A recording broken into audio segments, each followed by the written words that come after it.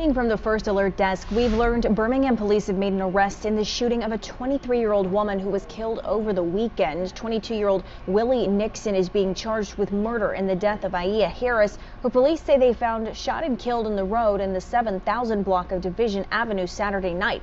Nixon is being held without bond. From the First Alert Desk, I'm Taylor Pollock. January 24th, 2026.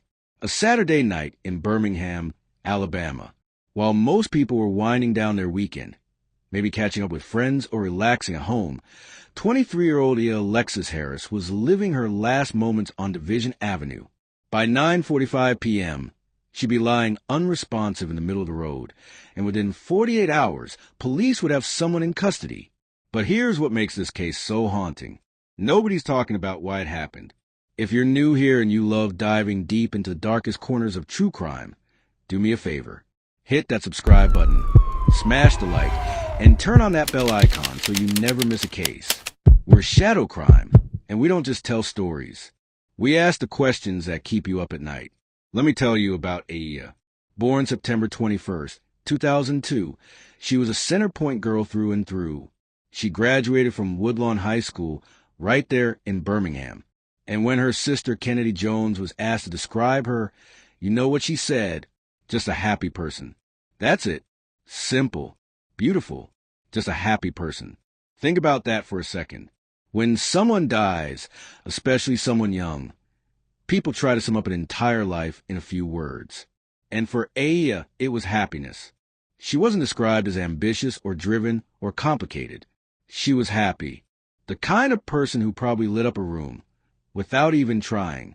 The kind of person you want at your family barbecue or your birthday party. 23 years old with her whole life ahead of her. Now picture this. It's a cold Saturday night in the East Lake neighborhood of Birmingham. Division Avenue isn't exactly the quietest part of town, but it's home to people. Real people with real lives. Around 9:30 p.m., something happens on 71st Street South near Division Avenue. We don't know what exactly. Maybe there was an argument. Maybe it was random. Maybe Ayia knew something was about to go down, or maybe she had no idea at all. What we do know is this. Shots rang out. In that neighborhood, gunshots aren't exactly rare, but they never stop being terrifying. Someone called 911. By the time Birmingham Police arrived at around 9:45 p.m., Ayia was already in the roadway, not on the sidewalk, not in a car, in the road, unresponsive. Birmingham Fire and Rescue rushed to the scene. They tried everything, life-saving measures, CPR, everything in their power to bring her back. But sometimes, no matter how fast you move or how hard you try, it's already too late. Ayia Alexis Harris was pronounced dead right there on Division Avenue. Now, here's where things get interesting, and I need you to pay close attention because the details matter. When investigators process that scene, they put down at least 18 yellow evidence markers. 18. Let that sink in for a moment. Each one of those markers represents something. A shell casing, a piece of evidence, a clue to what really happened that night. But here's the part that got me.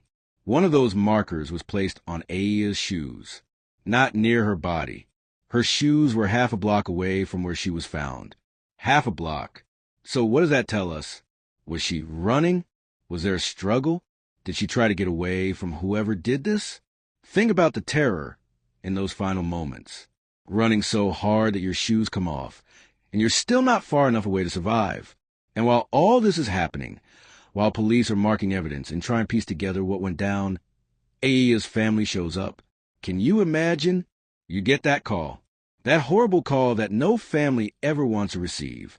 And you rush to the scene. And there's yellow tape everywhere, and police officers, and your sister, your daughter, your loved one is lying there, and there's nothing you can do.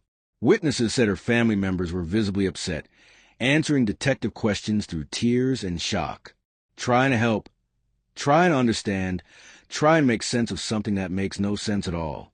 This wasn't just Birmingham's third homicide of 2026. This was somebody's sister, somebody's daughter, somebody's friend. The happy person who'd never get to be happy again. So police start working the case immediately. And I mean immediately. The crime reduction team gets involved. These aren't your average patrol officers. This is a specialized unit that goes after violent offenders. They're looking at surveillance footage. They're interviewing witnesses. They're following leads. And something breaks fast. By Monday, January 26th, just 2 days after Ayia was killed, they make their move. Officers head to the 2900 block of Gallon Drive. They're looking for 22-year-old Willie James Nixon, a Birmingham local. Same city, same streets. And when they find him, he doesn't run. He doesn't fight. The report says he was taken into custody without incident. Just like that. Cuffs on. Rights read. Game over. Nixon gets booked into Jefferson County Jail on murder charges. No bond. He's not going anywhere. For Ayyia's family, there's probably this tiny moment of relief mixed with all that grief. At least someone's been caught. At least there's going to be some kind of justice. But here's the thing that's bothering me, and I bet it's bothering you too. Nobody's saying why. The Birmingham Police Department has Willie James Nixon in custody. They arrested him within 48 hours, which, by the way, is incredibly fast for a homicide investigation. That kind of speed usually means they had solid evidence right away. Maybe surveillance footage. Maybe witnesses who saw everything. Maybe Nixon was connected to Ayia in some way that made him an immediate suspect. But the police aren't talking. Not about motive. Not about their relationship, if they even had one. Not about what led to those shots being fired on Division Avenue. And that silence is deafening. Because in true crime, the why is everything. It's what separates senseless violence from something we can at least try to understand.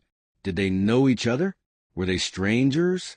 Was this personal, or was Ayia just in the wrong place at the wrong time? The fact that we're sitting here days later with zero answers about motive should tell you something. Either the police are building an airtight case and don't want to compromise it, or the situation is so complicated that they're still trying to figure out themselves. What we do know is that Willie James Nixon is 22 years old, just 1 year younger than Ayia. Two young people from the same city.